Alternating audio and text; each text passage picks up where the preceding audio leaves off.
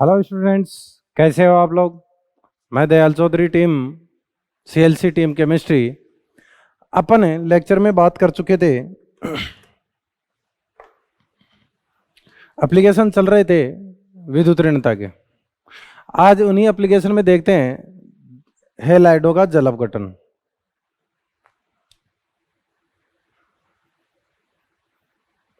तो पहला तो हो गया था मेटेलिक करेक्टर वाला, वो नॉन मेटेलिक करेक्टर। दूसरा बॉन्ड पोलैरिटी हो गया था। तीसरा ऑक्साइड हाइड्राइड की। और चौथा ऑक्साइड और ऑक्सी एसिड की। पांचवा एप्लीकेशन।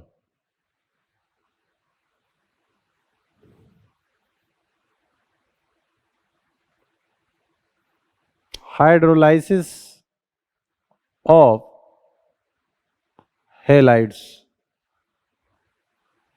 हेलाइडों का जल अपघटन। देखो, जल अपघटन हमेशा सहसंयोजक अणुओं का ही होता है, और उसमें होगा जिसमें आंशिक धनावेशित परमाणु के पास वैकेंट ऑर्बिटल होगा। कंडीशन क्या है इसकी?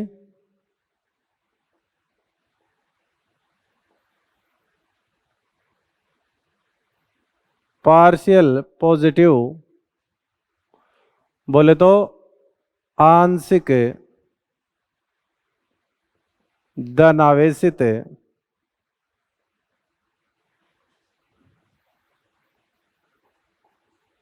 परमाणु के पास रिक्त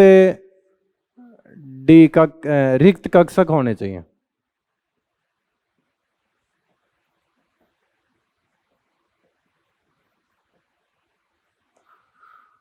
तो उसका जल अपघटन हो जाएगा। एग्जाम्पल लें इसका, BCl3 है।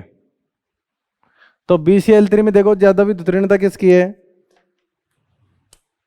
इसकी विद्युत ऋणता ज्यादा है। इसकी 3.0 है और इसकी 2.0 है।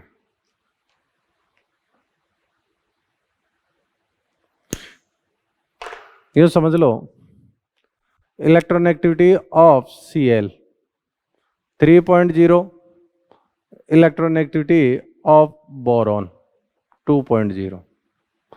तो यहां से पता चल रहा है इसकी कम है, तो इस पर आंशिक धनावेश है और इस पर आंशिक ऋणावेश है। लेकिन इसके पास रिक्त 2p कक्षक वैकेंट है। ये चीज अपन केमिकल बॉन्डिंग में पढ़ेंगे कि कैसे रिक्त कक्षक निकालते हैं। फिर भी देख लो आप, थोड़ा सा समझ पाओ तो 1s2 2s2 2p1 होता है इसका इलेक्ट्रॉनिक विन्यास।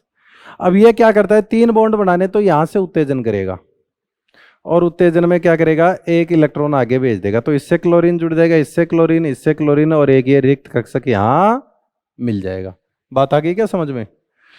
तो यहां पर इसके पास क्या है, रिक्त 2p कक्षक है। इसका मतलब इसका हाइड्रोलाइसिस संभव है। तो अगर इसके आप हाइड्रोलाइसिस करवाओगे तो क्या होगा, BOH3 बन जाएगा और 3HCl निकल जाएगा। आप इसको H3BO3 भी बोल सकते हैं। ऑक्सीडेशन स्टेज देखें, यहां पे इसकी ऑक्सीडेशन स्टेज +3 थी। यहां पे इसकी ऑक्सीडेशन स्टेज क्या थी, +3। यहां पे भी इसकी ऑक्सीडेशन स्टेज +3 ही है, वो एक ही बात है। ठीक है, तो मैं ये कह सकता हूं, नॉट ए रेडॉक्स रिएक्शन। मतलब इनका जल अपघटन कोई रेडॉक्स रिएक्शन नहीं होता है। ये आपका आ गया बोरिक एसिड। क्लियर? कैसे हुआ था जल अपघटन, यूं समझ लो, ये बोरॉन है, क्लोरीन, क्लोरीन और क्लोरीन। अब इसके पास ये वेकेंट p ऑर्बिटल पड़ा है। ये आपका है रिक्त 2p। दूसरी चीज आप अपने यहां पे देखें, इसका हाइब्रिडाइजेशन क्या है, यहां पे संकरण क्या है, sp2। कैसे पता चला, 3 सिग्मा बॉन्ड है। डन। ऑक्सीडेशन स्टेज क्या है, +3 है। तो आंशिक धनावेशित है, इसके पास रिक्त कक्षक है, तो वाटर का मॉलिक्यूल आएगा और अपने लोन पेयर से यहां अटैच कर देगा। समझ रहे हो? तो यहां क्या होगा, Cl Cl Cl और इसके वैकेंट ऑर्बिटल में आ गया वाटर का मॉलिक्यूल। क्लियर? अब यहां पॉजिटिव चार्ज आ गया, इसको खत्म करने के लिए बॉन्ड के इलेक्ट्रॉन को अपनी ओर ले लेगा। समझ रहे हो आप चीज को? जैसे ये लेगा, या यूं कह देते हैं जैसे ही इसको लेगा, इसकी इलेक्ट्रॉन एक्टिविटी ज्यादा है, बॉन्ड के इलेक्ट्रॉनों को ये ले लेगा और यहां से क्या निकल जाएगा? HCl निकल जाएगा। समझ रहे हो? अब देखो 1 2 3 4 सिग्मा हो गए, ऑक्सीडेशन स्टेज इसकी यहाँ +4 बन जाएगी और हाइब्रिडाइजेशन sp3 बन जाएगा। यह आता है मध्यवर्ती संकर।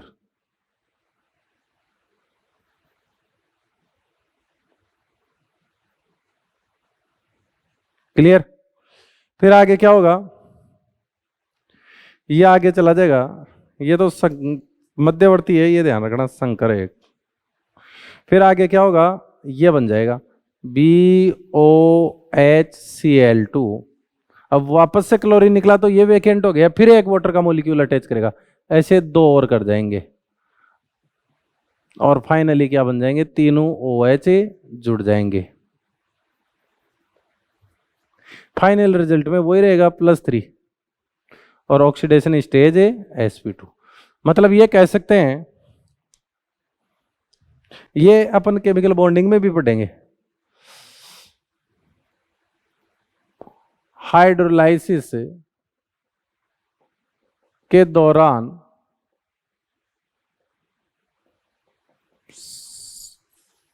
मध्यवर्ती सक्रियत संकर है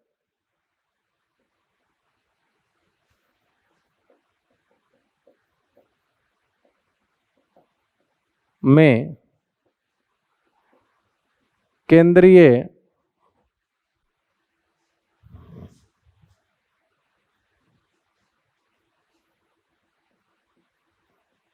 परमाणु की ऑक्सीकरण अवस्था सामान्यतः +1 बढ़ जाती है, वह संकरण भी एक आगे शिफ्ट हो जाता है।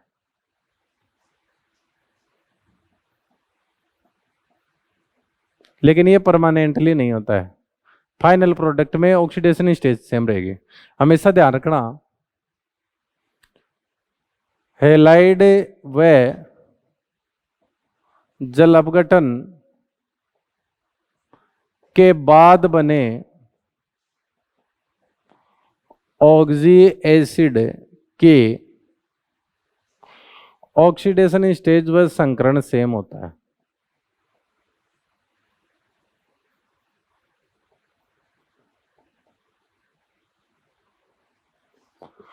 इसको आप ये भी कह सकते हैं कोवेलेंट हैलाइड। सहसंयोजी हैलाइड होगा, ही होता है ये चीज भी आप गांठ मान लो अच्छे से। समझ रहे हो? अरे समझ रहे हो ना? देखो, इन पॉइंटों को आपको खास तौर से तैयार करना है। अब जैसे और एग्जांपल लूं मैं,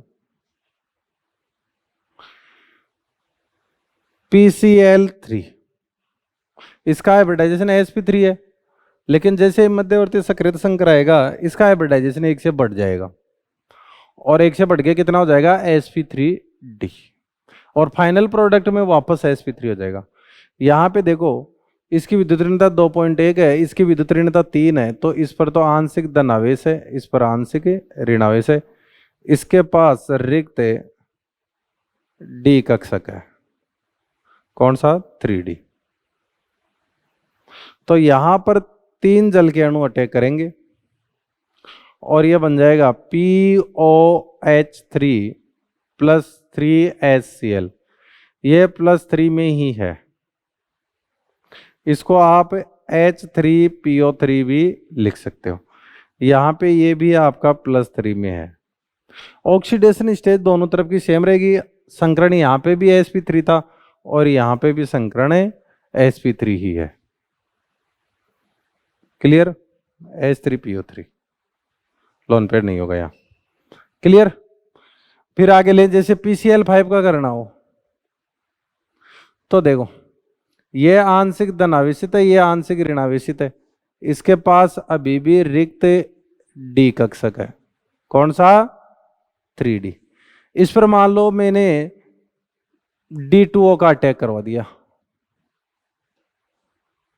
D2O बाहरी जल है, तो जहां जहां हाइड्रोजन जुड़ता है वहां वहां ड्यूटेरियम जुड़ जाएगा, तो ये बन जाएगा PH3, सॉरी एच तो बनेगा ही नहीं ना, D3PO और प्लस DCl।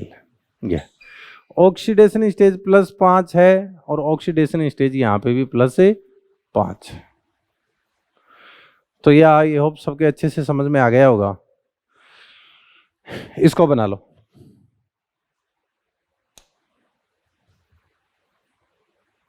सबने ले लिया होगा, स्क्रीनशॉट उठा रहा हूं।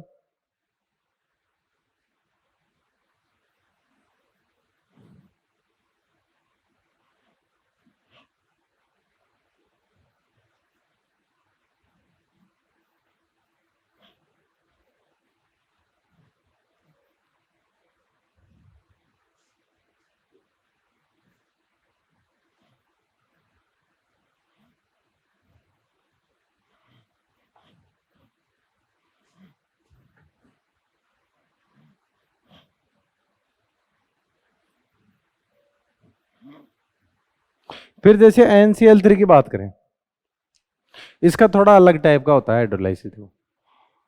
NCl3, ये दोनों की इलेक्ट्रॉन एक्टिविटी सेम है, तो लार्ज साइज की वजह से ये 5 आर सेल पॉजिटिव और ये पार्शियल नेगेटिव चार्ज रखेगा। डन। अब क्या होगा, इस पर आप H2O का अटैक करवा दो तो NH3 + 3HOCl बनता है। ये अनस्टेबल होता है, जो आगे टूट जाता है HCl और नवजात ऑक्सीजन। नवजात ऑक्सीजन ऑक्सीडाइजिंग एजेंट का भी काम करती है और ब्लीचिंग एजेंट का भी। ब्लीचिंग एजेंट का मतलब है कोई कलर्ड सब्सटेंसेस के कांटेक्ट में आएगा तो उसको कलरलेस कर देगा। ऑक्सीडाइजिंग एजेंट का मतलब है ये ऑक्सीडेशन कर देता है। ये इसमें अलग टाइप का प्रोडक्ट क्यों बना, ऑक्सी एसिड ना बन के हाइड्राइड कैसे बना, बात तो ये है। तो इस चीज को ये समझो, ये पार्शियल पॉजिटिव है, इसके पास रिक्त 3D पड़ा है, बाकी इसके पास रिक्त कक्षक है ही नहीं केंद्रीय परमाणु के पास, यहां साइड परमाणु के पास है, और साइड परमाणु यहां पर जल अपघटन में भाग ले रहा है। देखो कैसे, NCl Cl और Cl, ये लॉन पे, और यहां पे ना संकरण बदलने वाला है ना ऑक्सीडेशन स्टेज बदलने वाली है, क्योंकि साइड परमाणु इन्वॉल्व हो रहा है हर जगह। तो H2O इसके रिक्त 3D कक्षक में अटैक करता है। क्लियर? तो ये यहां अटैक करेगा। मैं डबल डम्बेल होता है, मैं बस इसको हिंट के लिए बता रहा हूं, ये रिक्त 3D कक्षक है, बाकी डबल डम्बेल होता है, छोड़ो ये, है ना। तो ये आपका क्या हो जाएगा आगे जाके, NHCl Cl OH, एक मिनट, Cl OH। क्लियर?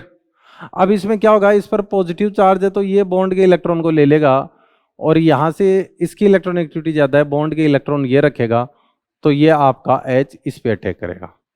तो आगे क्या बनेगा, NHCl2 + HOCl। ऐसे ही 2 वाटर के मॉलिक्यूल और अटैच कर देंगे, तो ये बन जाएगा NH3 + 2HOCl।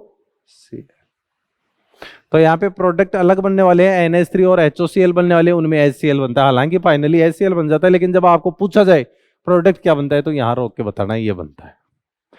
क्लियर? क्वेश्चन आ जाए, निम्न में से किसका जल अपघटन संभव नहीं है। पहला कह रहा है NCl3, दूसरा कह रहा है PCl5, तीसरा कह रहा है BCl3, चौथा कह रहा है AlCl3, पांचवा कह रहा है आपको CCl4, छठा कह रहा है NF3। तो देखो यहां पे दोनों के पास ही रिक्त कक्षक अब्सेंट है, ये आंशिक धनावेशित माना जाएगा, या आंशिक ऋणावेशित। धनावेशित के पास रिक्त डी कक्षक उपलब्ध है। यहां पर ये आंशिक ऋणावेशित है, या आंशिक धनावेशित है, इसके पास रिक्त कक्षक अनुपस्थित है। क्लोरीन के पास तो है लेकिन क्लोरीन पर तो ऋणावेश है, तो इसका भी पॉसिबल है। इसमें मैंने बता ही दिया पॉसिबल है। यहां पे यह आंशिक धनावेशित है, या आंशिक ऋणावेशित है, और इसके पास रिक्त 3p कक्षक पड़ा है, तो इसका भी संभव। जैसे SiCl4 बात करें, यह आंशिक ऋणावेशित है, यह आंशिक धनावेशित है, और इसके पास रिक्त 3d कक्षक पड़ा है, तो इसका भी संभव है। मतलब आंशिक धनावेशित के पास रिक्त कक्षक पड़ा हो ना, वहां संभव है। जैसे आ जाए क्वेश्चन है PCl5 के हाइड्रोलाइसिस पर कौन सा ऑक्सी एसिड बन सकता है या बनता है। तो आप यूं समझो, जैसे पहला ऑप्शन आपको दे दिया H3PO3, दूसरा कह दिया H3PO2, तीसरा कह दिया H3P3O9, चौथा कह दिया HPO3, पांचवा कह दिया आपको H3PO4। तो ऐसे सवालों में अगर आपको नहीं भी आता है ना, तो पहले तो ये देखो जल अपघटन संभव है क्या। सारे ऑप्शन दे रखे, इसका मतलब संभव है, और नन आ जाए तो इसका मतलब जल अपघटन संभव नहीं भी हो सकता है। तो पहले देख लो आप वो चीज, ये आंशिक ऋणावेशित है, यह आंशिक धनावेशित है, और इसके पास रिक्त डी पड़ा है, मतलब जल अपघटन तो होगा। तो देखो इसकी ऑक्सीडेशन स्टेज कितनी है, +5, इसकी कितनी है, +3, तो ये तो नहीं बनेगा, क्योंकि मैंने क्या कहा था, जल अपघटन के दौरान ऑक्सीडेशन स्टेज नहीं बदलती। इसकी क्या है, +1 है, तो ये भी नहीं है। इसकी क्या है, +5 है, ये इसी का साइक्लिक ट्राइमर है। यहां पे +5 है, और ये आपको पता है, ये तो बना के दिखाया था +5, तो ये तीनों ही संभव यहां पे है। ऑक्सीडेशन स्टेज देख के पहचान लेना है आपको, ज्यादा लफड़ा ही नहीं है। तो ये थी इलेक्ट्रोनेगेटिविटी का एप्लीकेशन है हेलाइडों का जल अपघटन। अब बात करते हैं द्विआंगी यौगिकों का नामकरण। छठा एप्लीकेशन आ गया इसका।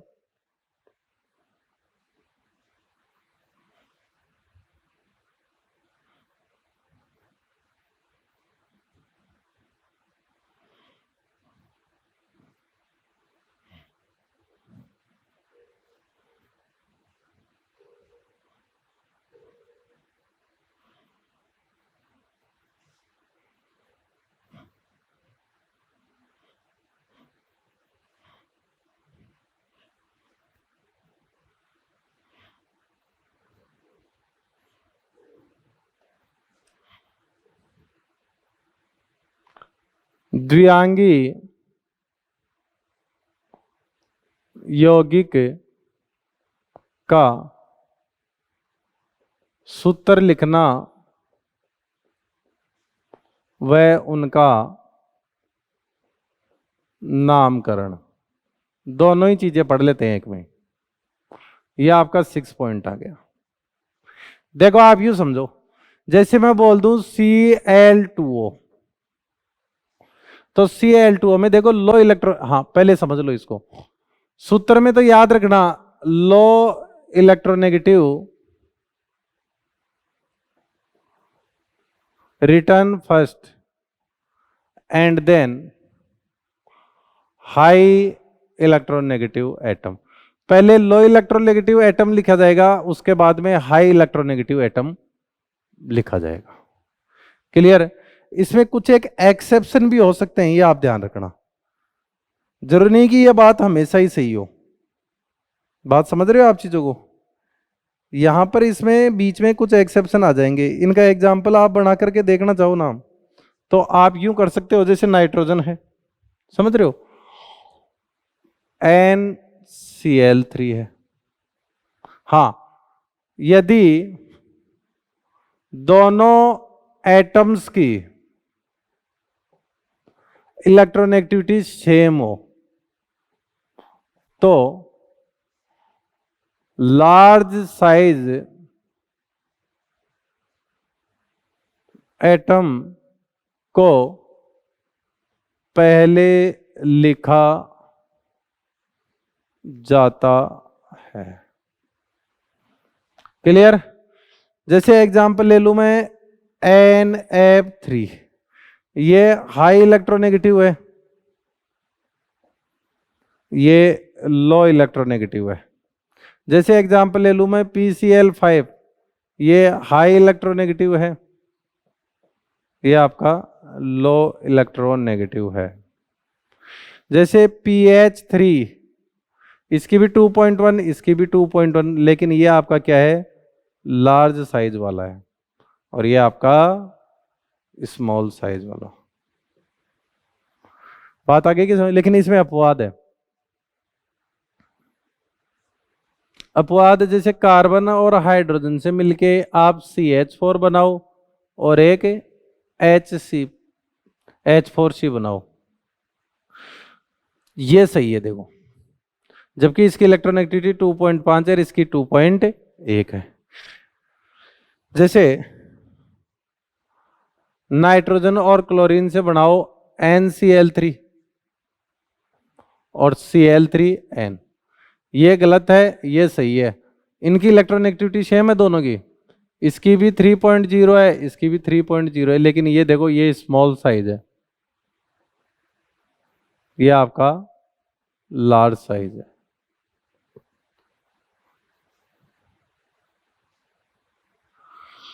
तो ये आपको ध्यान देना है, जबकि लो इलेक्ट्रोनेगेटिव को पहले लिखा जाता है और हाई इलेक्ट्रोनेगेटिव को बाद में लिखा जाता है। ये इसके एक्सेप्शन चल रहे हैं। क्लियर? तो ऐसे कई एक्सेप्शन हो सकते हैं, जैसे हाइड्रोजन और ऑक्सीजन की करवाओ। क्लियर? ये अपवाद है। अपवाद कई हैं, आप देख लेना, जो इस रूल को फॉलो ना करे वो अपवाद है। ये देखो अपवाद है या नहीं है। एक तो इसको H2O लिख सकते हैं और एक OH2 लिख सकते हैं। तो आपको पता है इसकी 2.1 है, इसकी 3.5 है, ये सही है, ये गलत है, इसका मतलब रूल के अकॉर्डिंग ही जा रहा है, तो ये अपवाद है नहीं है। अब नामकरण की बात करें, जैसे मैं कहूं Cl2O, तो इसकी इलेक्ट्रोनेगेटिविटी 3.5 है, इसकी 3. तो इसको क्या बोलेंगे, डाइक्लोरीन। हाँ अच्छा, रूल तो बताया नहीं। तो इसमें क्या होगा, low electronegative atom, name of low electronegative atom plus name of high electronegative atom.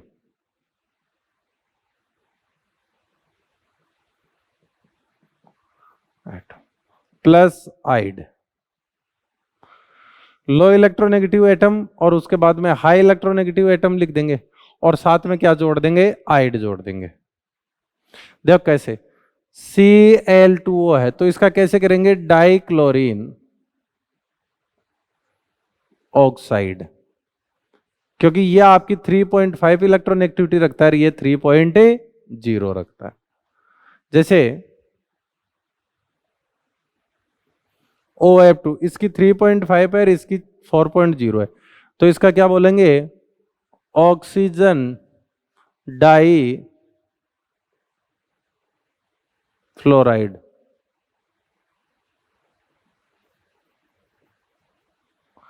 यह आपको ध्यान रखना है। तो ये हो गया बाइनरी कंपाउंड का नोमेनकल्चर। फिर आगे चले, स्क्रीनशॉट ले लो इसका। आई होप सबने ले लिया होगा 18।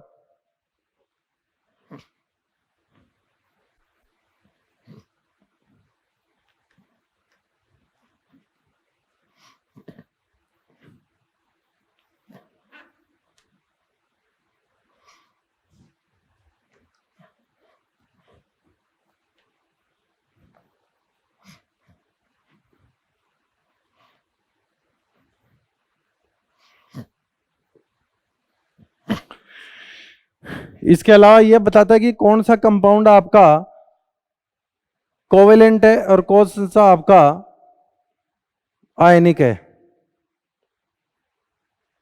तो नेचर ऑफ बॉन्ड्स भी ये बताता है, इलेक्ट्रॉनेगेटिविटी। 6 पॉइंट हो गए ना। 7वां, नेचर ऑफ बॉन्ड। इसके लिए अपने हैनी स्मिथ इक्वेशन काम में लेंगे। कौन सी इक्वेशन काम में लेंगे? हैनी स्मिथ इक्वेशन। हैनी स्मिथ इक्वेशन क्या है वो समझो आप। हैनी स्मिथ ने कहा था कि प्रतिशत आयनिक कैरेक्टर जो हैं वो निकालेंगे 16 डेल्टा प्लस 3.5 डेल्टा स्क्वायर।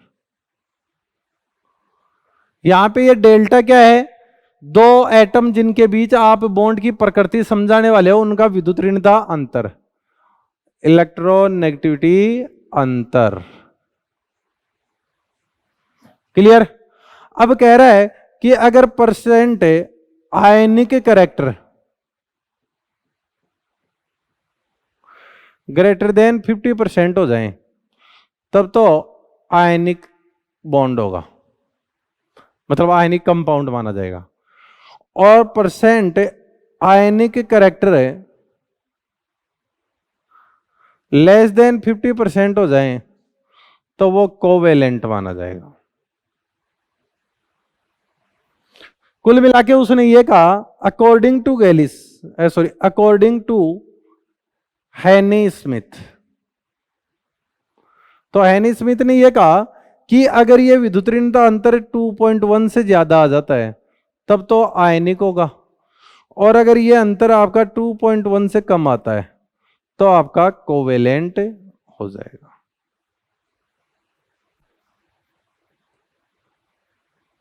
लेकिन अपने ज्यादा ट्रेंडिंग में चलता है गैलिस। गैलिस क्या कहता है? अकॉर्डिंग टू गैलिस, गैलिस के अनुसार, गैलिस ये कहता है अगर विद्युत ऋणता अंतर है 1.7 से ज्यादा आ रहा है तो आयनिक बॉन्ड होगा, और अगर ये विद्युत ऋणता अंतर दो के बीच 1.7 से कम आ रहा है कोवेलेंट बॉन्ड होगा। बस उसने ये कहा कि एक अपवाद है, वो कौन है? HF। यहां पे 4.0, इसकी 2.1, यहां का जो डेल्टा आता है 1.9 आता है, बट कोवेलेंट। लेकिन ये फिर भी कैसा है? सहसंयोजी है। क्लियर? ऐसे आप प्रकृति समझा सकते हो किसकी? बॉन्ड की, कि बॉन्ड आयनिक होगा या फिर कोवेलेंट बॉन्ड होगा।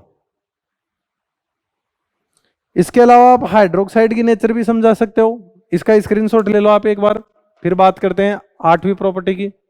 आई होप सबने बना लिया होगा 18 इसको।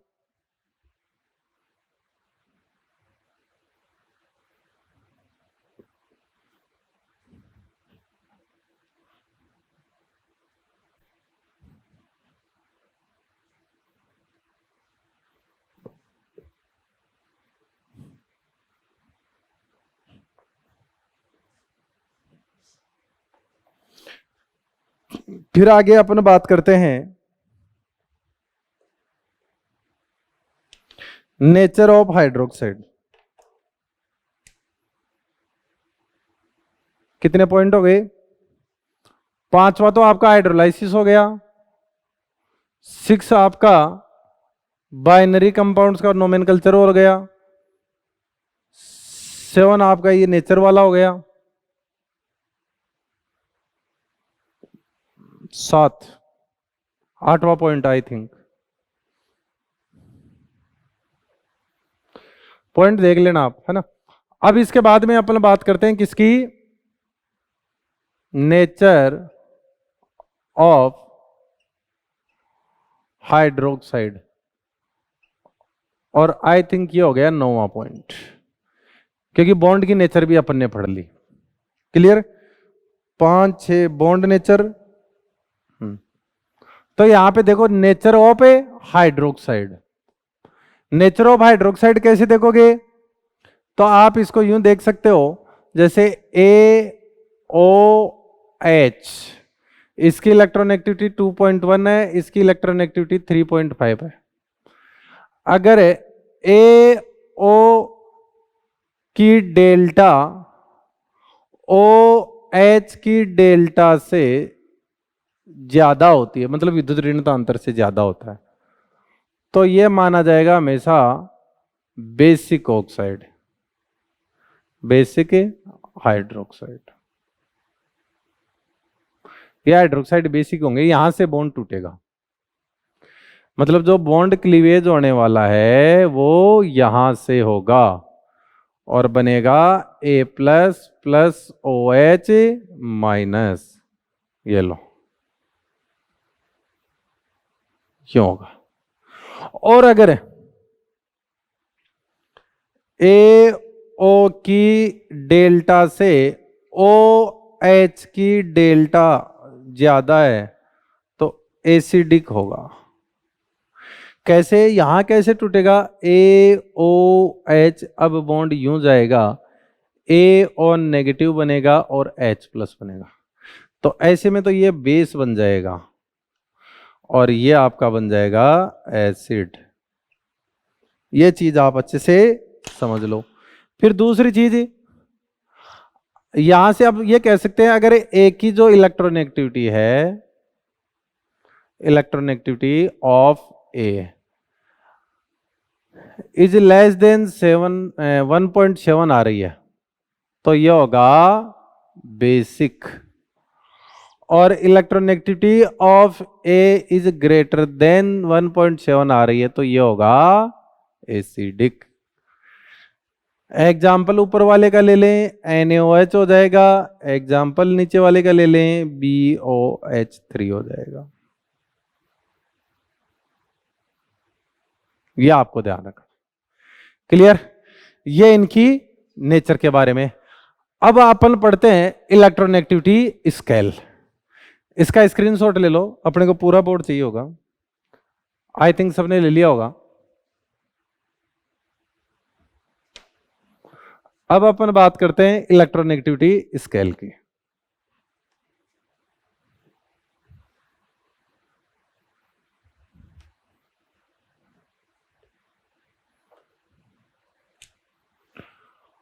EN मापन के स्केल,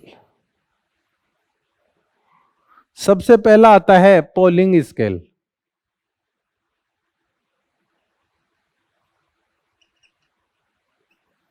देखो पोलिंग स्केल, इसमें क्या किया था, पोलिंग ने यह कहा कि कोई भी अणु होता है, दो सहसंयोजक अणु, दो अनुनादी संरचनाओं का संकर होता है। इसने सिंपल सी एक बात कही थी कि कोई भी सहसंयोजक अणु होता है, कोई भी सहसंयोजक अणु निम्न सहसंयोजक अणु लाइक AB, निम्न दो अनुनादी संरचनाओं का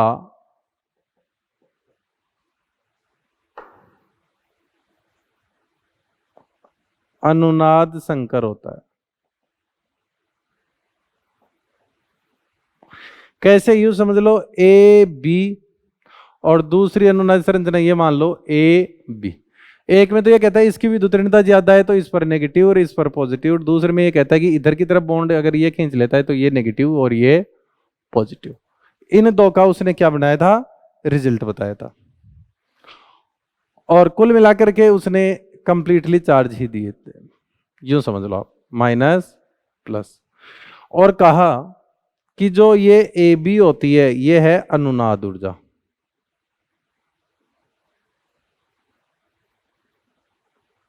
ये आपकी क्या है, अनुनाद ऊर्जा। ये होती है ई ऑब्जर्वर माइनस ई थ्योरेटिकल।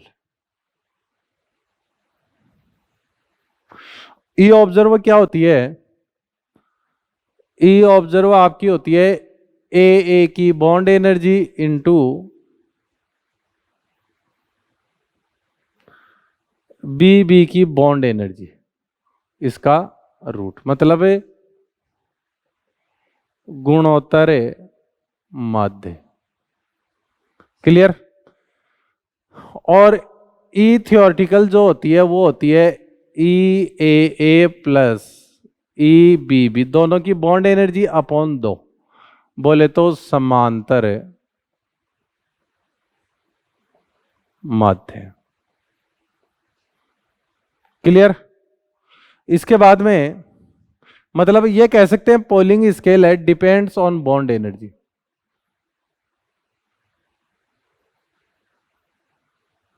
बॉन्ड एनर्जी पर निर्भर करता है पोलिंग स्केल बॉन्ड एनर्जी, क्योंकि यहां पे देख लो बॉन्ड एनर्जी की बातें हो रही है। तो यहां से अनुनादी ऊर्जा आ गई थी। अनुनादी ऊर्जा और विद्युत ऋणताओं के मध्य संबंध होता है 23.06 X A minus X B. X A की विद्युत ऋणता है, एक्स बी की भी। X A electronegativity of A, X B electronegativity of B. जब ये इधर लाएंगे तो यूं हो जाएगा del A B upon 23.06 X A minus X B square. Square हटाएंगे और इसको सॉल्व करेंगे तो ये आ जाएगा 0.208 into root A B X A minus X B. अब उसने क्या किया, फ्लोरीन की जो विद्युत ऋणता है स्वेच्छा से मान ली 4, और इस फॉर्मूले में वैल्यू रख रख के उसने सबके डेटा सॉल्व कर दिए। कैसे किए वो भी अपन बात करेंगे, या आप स्क्रीनशॉट ले लो।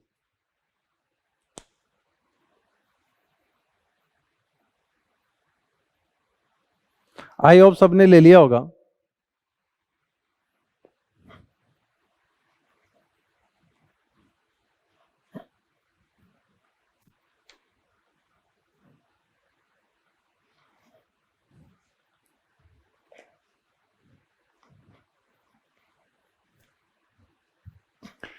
अब इसने डेटा रख के सोल्व किए। फ्लोरीन की अपनी स्वेच्छा से 4 मानकर पोलिंग ने फ्लोरीन की इलेक्ट्रोनेगेटिविटी स्वेच्छा से 4.0 मानकर बाकी की इलेक्ट्रोनेगेटिविटी ज्ञात की। जैसे बात करें hydrogen, lithium, beryllium, boron, carbon, nitrogen, oxygen, fluorine, neon की तो बात ही नहीं करेंगे, फिर क्लोरीन, ब्रोमीन और iodine, sodium, magnesium, aluminium, silicon, phosphorus, sulphur, rubidium, potassium रह गया, पोटेशियम, रुबिडियम, सीजियम और फ्रांसियम, इनकी इलेक्ट्रोनेगेटिविटी उसने दे दी। इसकी तो स्वेच्छा से 4 मान ली, फिर इससे सोल्व की तो इसकी तो आई 3.5, इसकी 3.0, इसकी 2.5, इसकी 2.0, इसकी 1.5, इसकी 1.0, इसकी 2.1, इसकी 0.9, इसकी 1.2, इसकी 1.5, 1.8, 2.1, 2.5, 3.0, 2.8, 2.5, 0.8, 0.8, 0.7 और ये 0.7। ये कुछ है कि इंपॉर्टेंट इलेक्ट्रोनेगेटिविटीज हैं। आपको ज्यादा भी नहीं तो इतनी तो याद होनी ही चाहिए।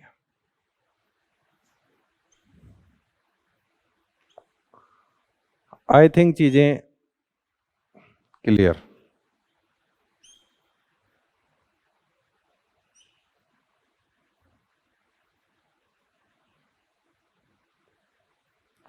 क्लियर।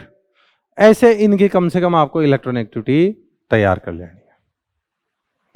क्लियर। यह आपका पोलिंग स्केल हो गया।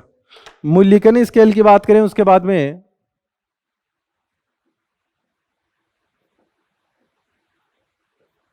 मूल्यांकन स्केल क्या बोलता है?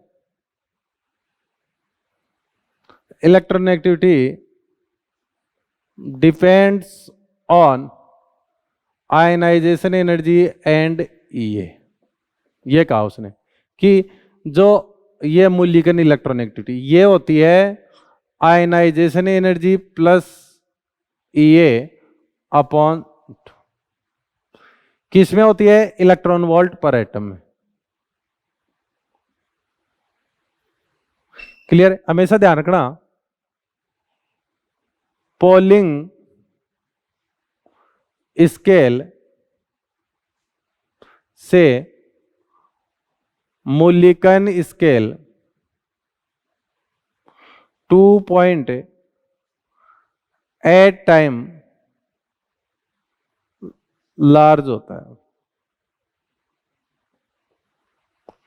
इसका मतलब है जो मूल्यांकन की इलेक्ट्रोनेगेटिविटी है 2.8 टाइम होगी पोलिंग से। इसका मतलब पोलिंग इलेक्ट्रोनेगेटिविटी को यूं कह सकते हैं एस 2.8। इससे इसका एक फॉर्मूला आ जाएगा पोलिंग का, इस बेस पे मूल्यांकन वाली से आई E plus E A upon 5.6 electron volt पर एटम।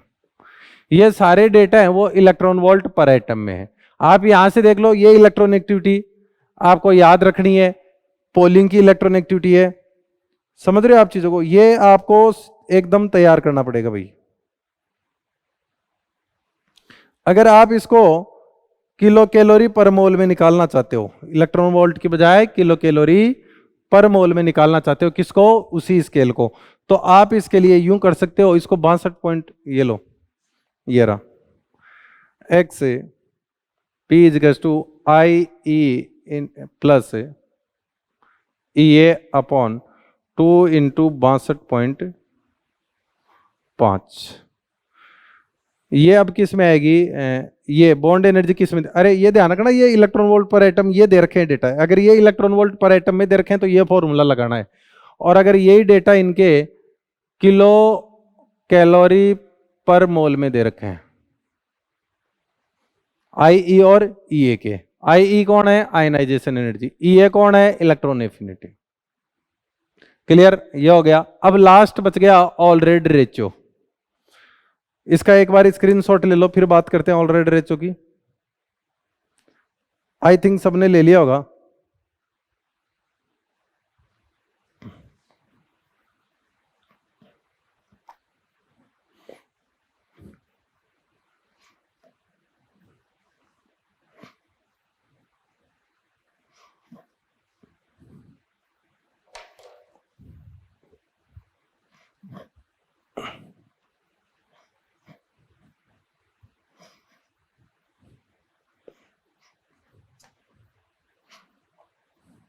फिर आपका आता है already ratio.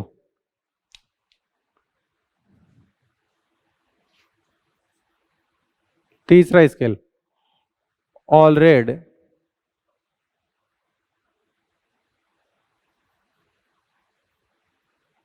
Ratio scale.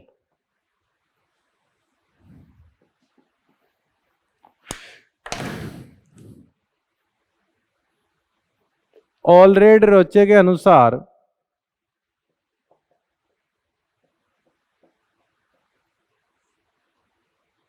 Electronegativity किसी भी एटम की इलेक्ट्रोनेगेटिविटी नाभिक व नाभिक द्वारा वैलेंस इलेक्ट्रॉन पर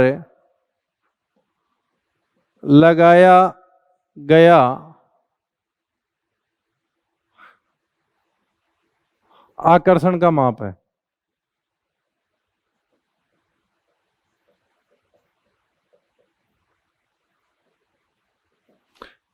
इसने ये कहा कि जो ऑलरेड रेशियो, ये विद्युत ऋणता है ऑलरेड रेशियो के द्वारा तत्व की, के Z effect upon R square. ये आप जेड इफेक्ट तो आप जानते ही हो, प्रभावी नाभिकीय आवेश है, क्लियर। के आपका कांस्टेंट है, ई आपका इलेक्ट्रॉन का चार्ज है, ये आ जाएगा। पोलिंग स्केल के बीच और इसके बीच क्या रिलेशन होता है, तो ये होता है 0.359 ऑलरेड रेशियो प्लस 0.744, ये इनके बीच क्या आ जाएगा, रिलेशन आ जाएगा, क्लियर। ये बात किसकी हो गई, इलेक्ट्रोनेगेटिविटी की। तो यहां पे अपने इलेक्ट्रोनेगेटिविटी क्या होती है वो देखा, इलेक्ट्रोनेगेटिविटी के एप्लीकेशंस क्या होते हैं वो देखे, समझ रहे हैं आप चीजों को। अब अपन इनके क्वेश्चंस की बात करेंगे जो कल होमवर्क दिया था उसकी, क्लियर। एक बार इसका स्क्रीनशॉट ले लो फिर बात करते हैं। वर्कशीट निकाल लो अब अपनी। हाँ तो सबने वर्कशीट निकाल ली। अब देखिए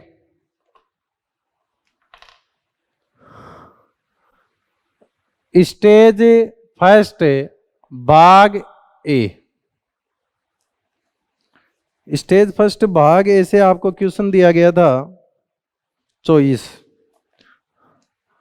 क्वेश्चन नंबर 24। ये देखिए आप, निम्न में कौन सा बंध अधिक दूरव्य है, सबसे ज्यादा पोलर बॉन्ड कौन सा है वो देखना है। तो देखो पीसीएल दिया है और पीबीआर दिया है, आपको पता है इसकी इलेक्ट्रोनेगेटिविटी 3.0 है, इसकी 2.1 है, इसकी 2.8 है, 2.1 है, ज्यादा विद्युत ऋणता अंतर यहां है तो ये ज्यादा पोलर है। फिर सल्फर दिया है, क्लोरीन दिया है, सल्फर, ऑक्सीजन, इसकी तो फिक्स हो गई, चलो 2.5। अब इसकी देखो 3.0, इसकी 3.5, ज्यादा विद्युत ऋणता अंतर इस बार यहां है तो ये पोलर है।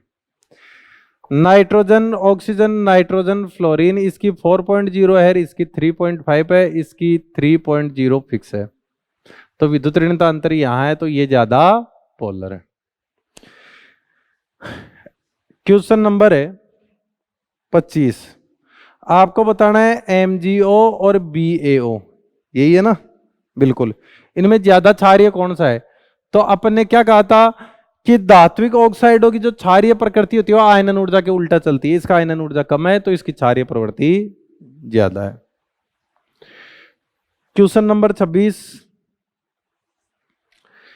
13वें वर्ग में हाइड्रोक्साइड की प्रकृति नीचे जाने पर धीरे धीरे घटती है, घटती नहीं है, हाइड्रोक्साइडों की क्षारीय प्रकृति नीचे जाने पर बढ़ती है। ऑक्साइडों की नेचर आयनाइजेशन एनर्जी के एप्लीकेशन में क्या लिखवाए थे हम, क्या कहा था, नीचे जाने पर अम्लीय ऑक्साइड धीरे धीरे बेसिक हो जाते हैं, याद करो, B2O3, Al2O3, Ga2O3, In2O3 और थैलियम का ऑक्साइड, ये दोनों कैसे आए थे, बेसिक। ये दोनों कैसे आए थे, एम्फोटेरिक। और ये कैसा होता है, एसिडिक। इसका मतलब है ये आंसर आपका स्टेटमेंट फॉल्स है, राइट। फिर आगे चलते हैं, क्वेश्चन नंबर 27,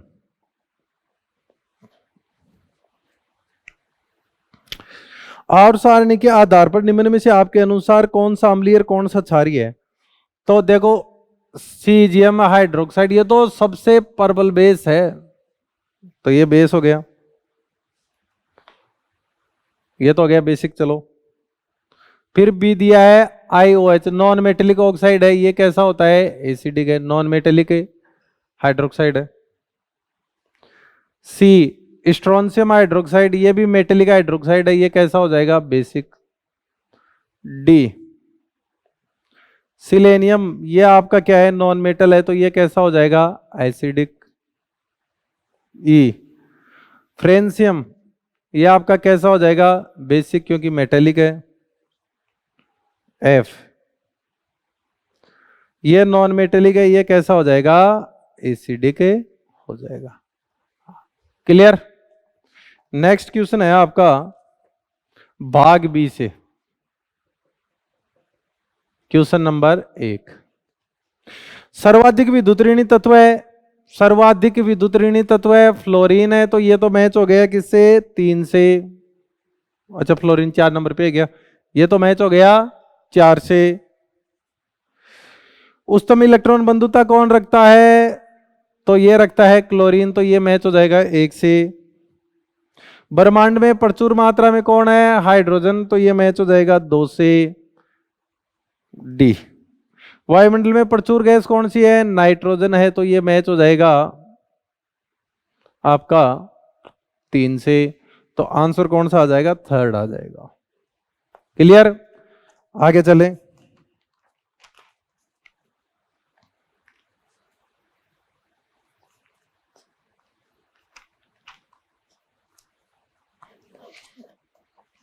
अब आता है क्वेश्चन नंबर 37। अम्लीय सामर्थ्य का सही क्रम है, तो देखो Al2O3 ये तो होता है आपका एम्फोटेरिक,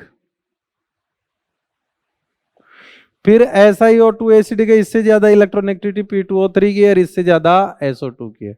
आपको पता है इलेक्ट्रोनेगेटिविटी से दिए जाते हैं ये ऑर्डर। क्लियर। ऑक्साइड होगी, तो आपका ऐसा कौन सा आ गया, फोर्थ आ जाएगा। Question number 38। जगह खाली करनी पड़ेगी भाई, चल जाएगा। अच्छा जगह खाली करनी पड़ेगी, सवाल थोड़ा बड़ा है, ऑप्शंस बड़े हैं।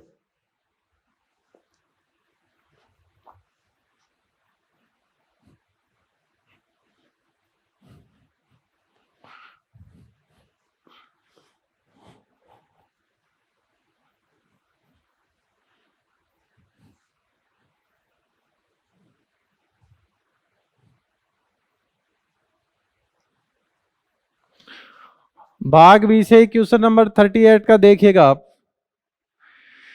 ये कह रहा है NH3 पहला, PH3, ASH3, SBH3 और BiH3 ये रिड्यूसिंग एजेंट का ऑर्डर है।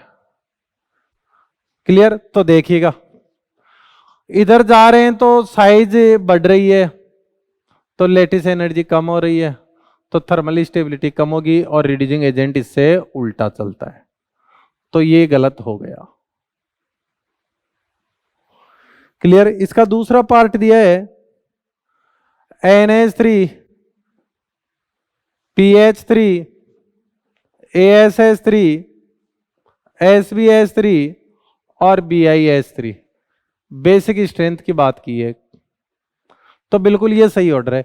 इधर जा रहे हैं तो क्या हो रहा है, साइज बढ़ रही है, इसलिए लॉन पेयर डेंसिटी कम हो रही है, तो आपका ये बिल्कुल सही सीक्वेंस है। लेकिन ये गलत हो गया, इसलिए फर्स्ट ऑप्शन तो गया। सेकंड ऑप्शन के पास आइएगा, NF3, NCl3, NBr3 और Ni3 बेसिक स्ट्रेंथ। अब आप सोचोगे कि उसके अकॉर्डिंग चले जाए, नहीं, क्योंकि साइड एटम बदल रहा है। इसकी इलेक्ट्रॉनेगेटिविटी 4.0 है, इसकी 3.0 है, इसकी 2.8 है, इसकी 2.5 है, तो ये इलेक्ट्रॉन को अपनी ओर खींचने की टेंडेंसी लगातार कम करता जा रहा है। यहां पर इलेक्ट्रॉनों का झुकाव इधर होगा नाइट्रोजन के, यहां पे नाइट्रोजन की तरह की भी होगा लेकिन कम होगा क्योंकि क्लोरीन इधर खींचना चाह रहा है।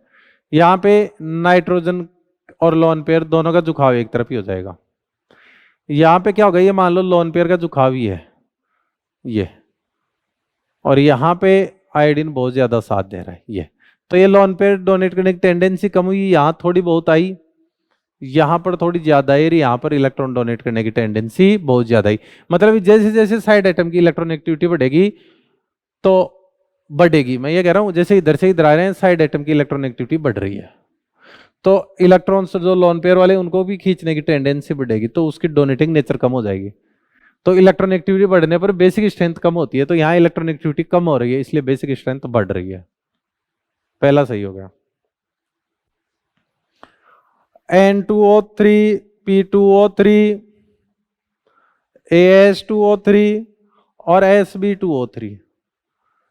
यहां पर देखो इलेक्ट्रोनेगेटिविटी पर दिया जाएगा, ये ऑर्डर है किसका, एसिडिक का। और ऑक्साइडों की एसिडिक स्ट्रेंथ इलेक्ट्रोनेगेटिविटी से दी जाती है, इधर इलेक्ट्रोनेगेटिविटी कम तो एसिडिक स्ट्रेंथ भी कम, तो आपका कौन सा आंसर आ जाएगा, सेकंड आ जाएगा। ऐसे ही थर्ड दें तो इलेक्ट्रोनेगेटिविटी सेम हो जाती है तो ऑक्सीडेशन स्टेज देखेंगे, तो पहले में ऑक्सीडेशन स्टेज बढ़ रही है तो एसिडिक स्ट्रेंथ का सही ऑर्डर है HNO3 H3PO4। ये गलत हो जाएगा क्योंकि सेंट्रल एटम बदल गया तो इलेक्ट्रोनेगेटिविटी देखनी पड़ेगी, इलेक्ट्रोनेगेटिविटी तो HNO3 की ज्यादा है, फिर उससे कम फॉस्फोरस की है, उससे कम आर्सेनिक की है, उससे कम एंटीमनी की। तो एक्चुअली में यहां पर डिक्रीजिंग ऑर्डर आना चाहिए था एसिडिक स्ट्रेंथ का, तो सेकंड ऑप्शन ही सही होगा। फिर आता है क्वेश्चन नंबर 40। क्वेश्चन नंबर 40 देखिएगा, ए बी सी डी एक ही वर्ग के सदस्य हैं, एक ही वर्ग से हैं भाई ये लो। फिर कह रहा है ए है आपका z माइनस एक्स, बी है z प्लस 3x प्लस 2, सी है z और डी है z प्लस एक्स। z की वैल्यू 11 है और x की वैल्यू 8 है, z की वैल्यू 11 है, x की वैल्यू 8 है। तो आ जाओ, ये तो आ गया 11 माइनस 8, ये आ गया b, 11 प्लस 2, ये आ जाएगा c, 11 d, 11 प्लस 8। तो ये एलिमेंट तो कौन आ गया, लिथियम बन चुका है 3। ये कौन आ जाएगा, 24 और 11 35, 35 और 2 37, ये रुबिडियम बन चुका है।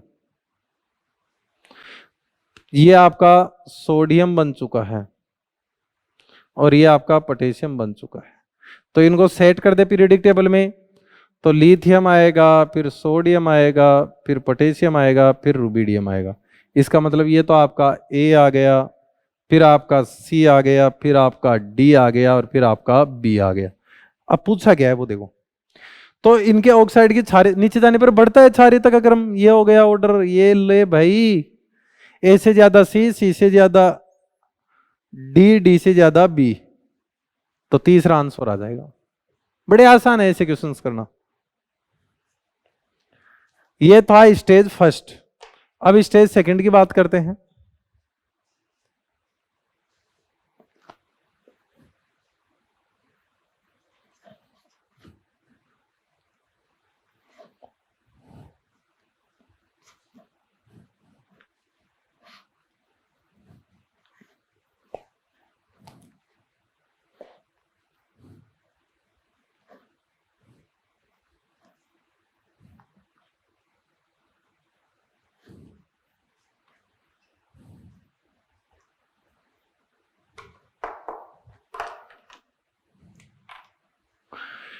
फिर अपन चलते हैं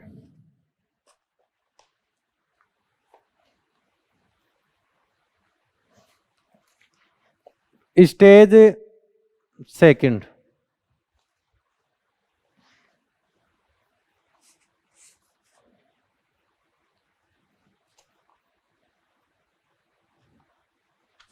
भाग बी, क्वेश्चन नंबर 4। कौन सा प्रबल क्षार है, तो NH3 अभी तो भरवाया था। क्वेश्चन नंबर 9,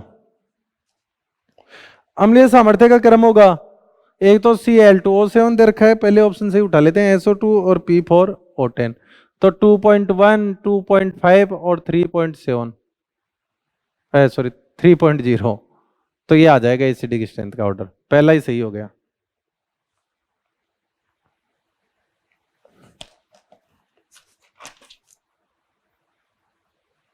ये भी अच्छा क्वेश्चन है।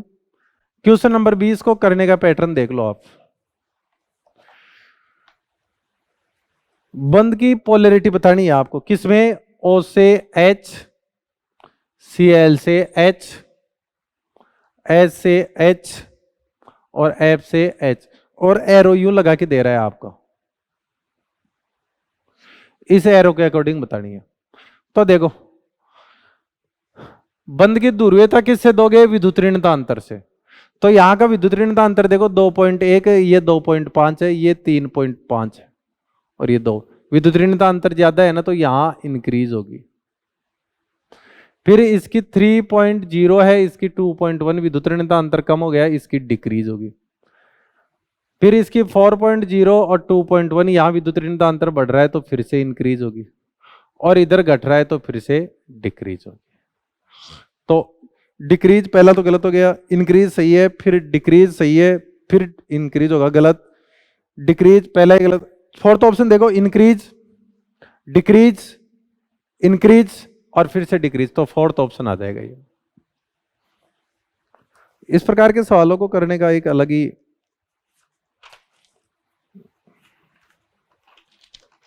फील आता है। शब्द नहीं मिला था। अब देखिएगा स्टेज थर्ड भाग बी, स्टेज थर्ड भाग बी, क्वेश्चन नंबर 30। कौन सा सही है? ये कह रहा है ए गैस प्लस इलेक्ट्रॉन लेके ए माइनस में जा रहा है, डेल्टा एच ऋणात्मक होना चाहिए, बिल्कुल ऋणात्मक होना चाहिए भाई, यहां पे सही बात है। फिर ये कह रहा है दूसरा, पहला सही हो गया, डेल्टा एच नेगेटिव। दूसरा दे रहा है A minus gas plus electron A2 minus gas, और यहां कह रहा है डेल्टा एच है वो नेगेटिव, गलत बात, ये पॉजिटिव होगा, A9 और इसके बीच रिपल्सन होगा। तीसरा ऑप्शन दे रहा है A minus gas plus electron A2 minus gas, delta H कह रहा है धनात्मक, बिल्कुल A9 और इलेक्ट्रॉन के बीच रिपल्सन होगा, धनात्मक होगा। नियॉन गैस, ये इलेक्ट्रॉन लेगा नहीं, दिलवाना पड़ेगा, डेल्टा एच यहां 0 नहीं होगा, डेल्टा एच यहां पॉजिटिव आएगा, ये सही होगा, ये गलत है तो ये भी गलत हो गया। हाँ EA की बात करते तो EA इसके लिए 0 लिख सकते थे। तो आपका पहला और तीसरा आंसर हो जाएगा। फिर चलते हैं क्वेश्चन नंबर 50, इसी में भाग बी में। ए बी मुख्यतः आयनिक है, बिल्कुल सही बात है, ये आयनिक है, ये वाला है। तो ये कह रहा है आयनाइजेशन एनर्जी ए से आयनाइजेशन एनर्जी बी की, बिल्कुल बी की ज्यादा है, ये आसन से इलेक्ट्रॉन त्याग रहा है, तो पहला सही है। दूसरा कह रहा है इलेक्ट्रॉन बंधुता की बात करें तो ये कह रहा है कि ए से, बिल्कुल ये ले रहा है इलेक्ट्रॉन तो इसकी बंधुता ज्यादा है, बी की ज्यादा है, तो दूसरा भी सही है। तीसरा ये नेगेटिव, ये ले रहा है इलेक्ट्रॉन, इसका मतलब इसकी विद्युत ऋणता भी ज्यादा होगी, तो इलेक्ट्रोनेगेटिविटी ऑफ ए से इलेक्ट्रोनेगेटिविटी ऑफ बी ज्यादा है, बिल्कुल ये बात भी सही है।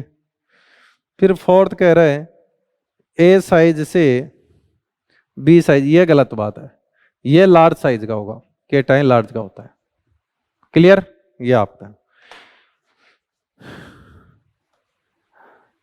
एटम की बात कर रहा है, केटाइन की खुद की नहीं, है ना। ए बड़ा होगा बी से।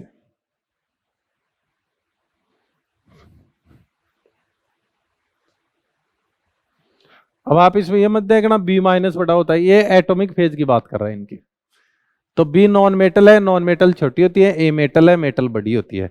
यहां पे देखो ए प्लस और बी माइनस की साइज की बात नहीं कर रहा है, क्लियर, तो ये बात थी थोड़ी। नेक्स्ट आपका क्वेश्चन आता है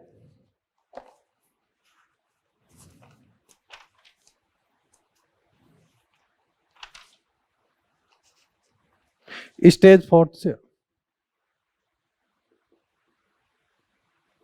भाग ए से क्वेश्चन नंबर 2। थर्मल स्टेबिलिटी बतानी है, HF, HCl, HBr और HI। देखो इधर हेलोजन की साइज बढ़ रही है, हेलोजन की साइज बढ़ रही है, इसका मतलब हेलोजन की साइज बढ़ने का मतलब है जालक ऊर्जा बढ़ रही है, जालक ऊर्जा बढ़ रही है इसका मतलब थर्मल स्टेबिलिटी कम हो रही है। कौन सा आंसर आ जाएगा? दूसरा।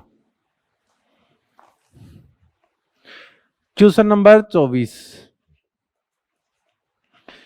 सामने आवर्त सारणी में वर्ग में नीचे पर घटने और बढ़ने वाले गुरुम क्रम से विद्युत ऋणता नीचे घटती है, सही बात है। इलेक्ट्रॉन लब्धि नीचे बढ़ती है, इलेक्ट्रॉन लब्धि नीचे बिल्कुल कम होगी, बढ़ती नहीं है, कम होगी, साइज से उल्टा चलती है।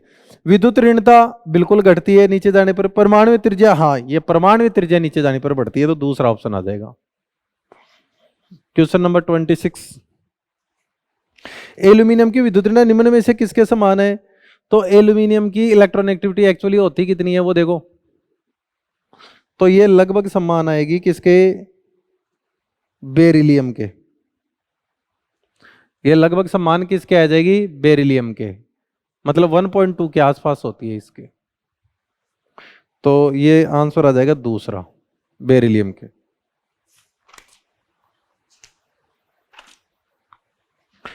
अब लास्ट आता है स्टेज 5, क्वेश्चन नंबर 3। आपको दिया है Al2O3, SiO2, P2O3 और SO2, इनकी अम्लीय सामर्थ्य का बढ़ता हुआ क्रम बताना है या सही क्रम बताना है। तो देखो इसकी 1.2 है इलेक्ट्रॉनेगेटिविटी, इसकी 1.8 है, एक मिनट, एल्यूमिनियम सिलिकॉन, ये ले लो सल्फर,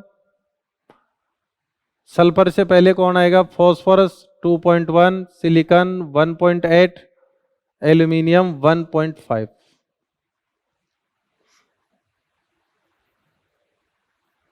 इसकी इलेक्ट्रॉनेगेटिविटी होगी 1.5, और यहां पे भी देख लेना 1.5, और बेरिलियम आएगा उसकी भी 1.5।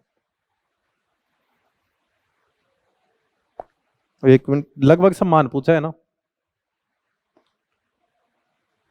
लगभग समान। तो देखो लिथियम की कितनी होती है? 1.5, हाँ सही है, बेरिलियम के लगभग समान होगी। डायगोनल रिलेशनशिप भी तो देते हैं ना, ये कैसे बोल रहे हो? वो सही था बेरिलियम। फिर इसमें देखो, इधर आओ, 2.1 और इसका 2.5, तो विद्युत ऋणता लगातार बढ़ रही है, तो एसिड की स्ट्रेंथ भी बढ़ेगी। कौन सा आंसर आ जाएगा? फोर्थ आ जाएगा। ये तो एम्पोटेरिक हो ही गया। क्वेश्चन नंबर 5वां देखो, सबसे कम इलेक्ट्रॉनेगेटिविटी सीजियम की है जिसका परमाणु क्रमांक 55 है भाई। क्वेश्चन नंबर 7, निम्न सही है, सल्फर की विद्युत ऋणता ऑक्सीजन से अधिक है, गलत। ऑक्सीजन की तो 3.5 है, सल्फर की 2.5 है, कैसे ज्यादा हो सकती है? ऑक्सीजन की इलेक्ट्रॉन बंधुता बिल्कुल, इलेक्ट्रॉन बंधुता कम है क्योंकि ऑक्सीजन छोटे आकार का है, तो जुड़ने वाले इलेक्ट्रॉन के लिए रिपल्सन ज्यादा देगा। फ्लोरीन की इलेक्ट्रॉन लब्धि सबसे अधिक ऋणात्मक क्लोरीन की होगी। फ्लोरीन भी लार्ज साइज की वजह से क्लोरीन से कम रखता है इलेक्ट्रॉन लब्धि, तो दूसरा सही हुआ है। क्लोरीन की इलेक्ट्रॉन लब्धि हाँ बिल्कुल, क्लोरीन की सबसे ज्यादा होती है पूरी पीरियोडिक टेबल में, तो आपका ये फोर्थ, तो दूसरा और चौथा आएगा। तो ये थी आपके इन क्वेश्चंस की बातें। आज का होमवर्क ये समझ लो, जो रिमेन वर्कशीट के क्वेश्चन बच गए वो सारे सोल्व कर लो। क्लियर? उनकी बात अपन नेक्स्ट लेक्चर में करेंगे। Okay, thank you.